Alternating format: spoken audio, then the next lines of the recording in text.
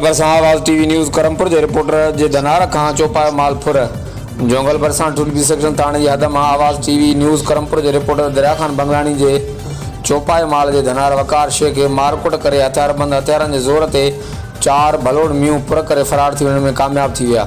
टुलबी section police इतला बावजूद ॻोठाणनि जी मदद लाइ मौक़े ते न पहुची सघी।